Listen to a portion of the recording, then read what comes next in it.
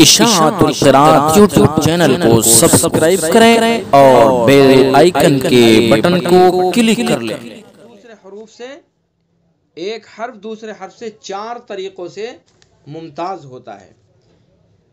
गालिबन ये सबक है हमारा।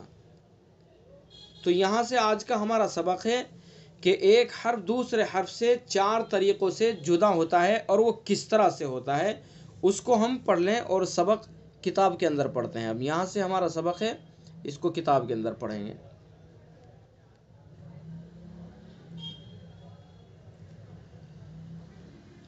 आप जो है इस हिस्से को पाबंदी से पढ़ते रहें। सिफ़ात के बयान को आप जब भी क्लास हो पाबंदी से पढ़ते रहें। अगर कुछ समझ में ना आए तो आप ये ना समझें कि भाई समझ में तो आ नहीं रहा लिहाजा हम पढ़ते नहीं। कोई बात नहीं, एक मर्तबा पढ़ने से अगर समझ में नहीं आएगा तो दोबारा इसको किताब को पढ़ेंगे, फिर समझेंगे। दोबारा नहीं समझ में आया तो तिबारा पढ़ेंगे। यानी हमारा मकसद सिर्फ ये है कि सिफ़ात को अच्छी तरह से समझ लें। कोई फॉर्मेलिटी पूरी करना मकसद नहीं है, बल्कि जो हमारा असल मकसद है कि जो उसूल और ज़वाबित है उनको अच्छी तरह से समझ लें। मखारिज का समझना तो कुछ आसान है और उनको हम समझ भी गए हैं, लेकिन सिफ़ात को भी समझना इसलिए थोड़ा सा मुश्किल लग रहा होगा हमें क्योंकि पहली बार पढ़ रहे हैं। और जब दूसरी मर्तबा पढ़ेंगे तो इंशाअल्लाह काफ़ी हद तक समझ में आ जाएगा। तो इसलिए मेरी आपसे गुजारिश है कि ये समझ करके कि समझ में नहीं आ रहा है तो क्लास नहीं लेते, ये ना करें। इंशाअल्लाह आहिस्ता आहिस्ता सब कुछ समझ में आ जाएगा और काफ़ी हद तक अल्हम्दुलिल्लाह समझ में भी आ गया है। मैं जब सवाल करता हूँ तो आप जवाब देते हैं तो इससे पता चलता है कि काफ़ी हद तक समझ में आ रहा है। तो बहरहाल एक हर्फ दूसरे हर्फ से 4 तरीक़ों से मुमताज़ होता है। देखिए सिफ़ात मुमय्यज़ा का बयान चल रहा है। सिफ़ात मुमय्यज़ा जिन हरूफ के मखरज एक हैं उनके अंदर जुदाई पैदा की जाती है। तो यहाँ से बताया जा रहा है कि एक हर्फ को दूसरे हर्फ से कितने तरीक़ों से अलग किया जाएगा। ठीक है, तो यहाँ बताया जा रहा है कि एक हर्फ को दूसरे हर्फ से 4 तरीक़ों से मुमताज़ किया जाता है, अलग किया जाता है। नंबर 1 सिर्फ मखरज से अलग किया जाएगा। यानी सिफ़ात के अंदर अगर वो मुश्तरक है, सिफ़ात मुश्तरिका है उनके अंदर, तो मखरज से जुदाई पैदा की जाएगी। नंबर 2 सिर्फ सिफ़त से, यानी मखरज एक है तो फिर सिफ़त के ज़रिए से जुदाई पैदा की जाएगी। नंबर 3 मखरज और सिफ़त दोनों से। 5 हरूफ ऐसे हैं कि मखरज से भी और सिफ़त से भी दोनों से उनको जुदा किया जाएगा। नंबर 4 मा क़ब्ल की हरकत से, यानी उस हर्फ से पहले कौन सी हरकत है उस हरकत के ज़रिए से जुदाई पैदा की जाएगी। तो ये 4 तरीक़े हैं और इन 4 तरीक़ों को तफसील से हम पढ़ेंगे।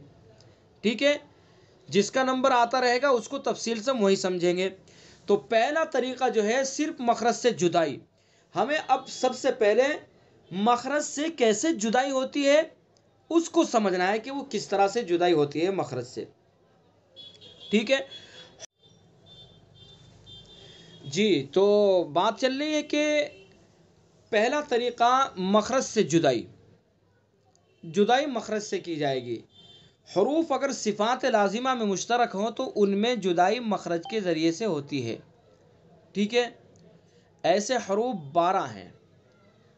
मन, जद्दा, हस्सहु, कत्तु और अलिफ वाव मद्दा या मद्दा। ये हरूफ सिफ़ात लाजिमा में तो मुत्तहिद हैं मगर इनका मखरज अलग अलग है, इसलिए इनमें जुदाई सिर्फ मखरज से होती है। देखिए ये मजमुआ बयान किया गया है। मीम नून, हम एक एक करके इनको देखेंगे। मीम नून के अंदर ये सिफ़ात के अंदर तो मुत्तहिद है, लिहाजा इनके अंदर जुदाई मखरज से की जाएगी। सिफ़ात के अंदर मुत्तहिद कैसे हैं कि जो सिफ़ात मीम के अंदर पाई जा रही है वही सिफ़ात नून के अंदर पाई जा रही हैं।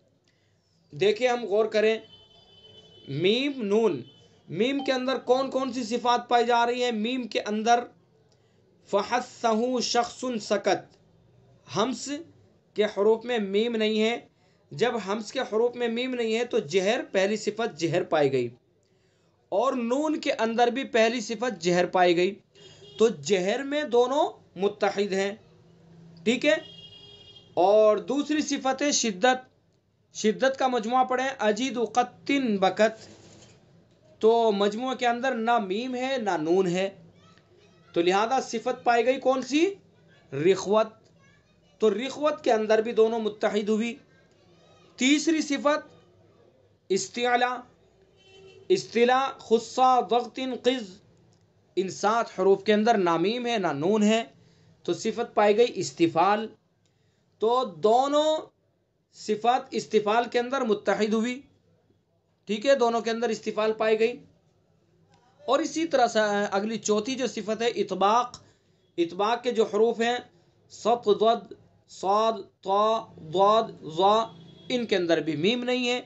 जब मीम और नून नहीं है तो फिर इनके अंदर सिफात पाई गई इन्फिताह, तो इन्फिताह के अंदर भी दोनों हरूफ मुत्तहिद हैं। इसी तरह से आगे इज़लाक़। इज़लाक़ के जो हरूफ हैं फ़र्रा मिन लुब्बिन। फ़र्रा मिन लुब्बिन, इज़लाक़ के जो हरूफ हैं फ़र्रा मिन लुब्बिन, तो इज़लाक़ के हरूफ के अंदर मीम भी है और नून भी है। तो बहरहाल यहाँ मीम और नून सिफ़ात के अंदर दोनों मुत्तहिद हैं। जब सिफ़ात इनके अंदर, दोनों सिफ़ात के अंदर मुत्तहिद हैं, तो इनके अंदर जुदाई कैसे पैदा की जाएगी? वो मखरज से जुदाई पैदा की जाएगी। सिफ़ात के अंदर मुत्तहिद है लेकिन मखरज दोनों का अलग अलग है। मीम का मखरज क्या है? दोनों होठों की खुश्की का हिस्सा। और नून का मखरज क्या है? ज़बान का किनारा एक नाब से लेकर दूसरे नाब तक, ठीक है। तो मखरज से जुदाई इस तरह की जाएगी। तो ये जो हरूफ है मीम नून जीम दाल, मीम नून जीम दाल, हा सा हा काफ ता, ये जम बात चल रही है। पहला तरीका मखरज से जुदाई।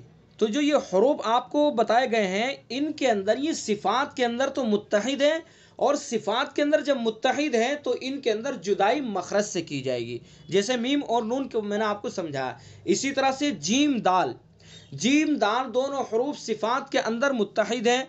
जब सिफ़ात के अंदर दोनों हरूफ मुत्तहिद हैं तो इनके अंदर जुदाई कैसे पैदा की जाएगी? मखरज से। देखिए जीम का मखरज अलग है, दाल का मखरज अलग है। जीम का मखरज ज़बान का बीच और उसके मुकाबिल ऊपर का तालु, और दाल का मखरज ज़बान की नोक सना उलिया की जड़। तो मखरज अलग अलग हैं। सिफ़ात के अंदर दोनों हरूफ मुत्तहिद हैं, तो सिफ़ात के अंदर दोनों हरूफ मुत्तहिद, तो जुदाई इनके अंदर पैदा की गई किससे? मखरज के ज़रिए से। इसी तरह से हा सा और हा ये हैं, ठीक है। तो लिहाजा इनके अंदर भी जुदाई कैसे की जाएगी? मखरज ही के ज़रिए से। काफ का मखरज अलग, ता का मखरज अलग, ठीक है। काफ का मखरज क्या है? ज़बान की जड़ से कुछ ऊपर का हिस्सा और उसके मुकाबिल ऊपर का तालु। और ता का मखरज ज़बान की नोक और सना उलिया की जड़, ठीक है। तो सिफ़ात के अंदर मुत्तहिद हैं, तो जुदाई इनके अंदर मखरज के ज़रिए से की जाएगी। और इसी तरह से अलिफ, वाव मद्दा, या मद्दा, ये हरूफ सिफ़ात लाजिमा में तो मुत्तहिद है मगर इनका मखरज अलग अलग है, इसलिए इनमें जुदाई सिर्फ मखरज से होती है। अब आप जो है देखिए यहाँ आपको ये शुबा होगा कि अलिफ और वाव मद्दा या मद्दा तीनों हरूफ का मखरज एक है, तो इनमें जुदाई मखरज से कैसे होगी?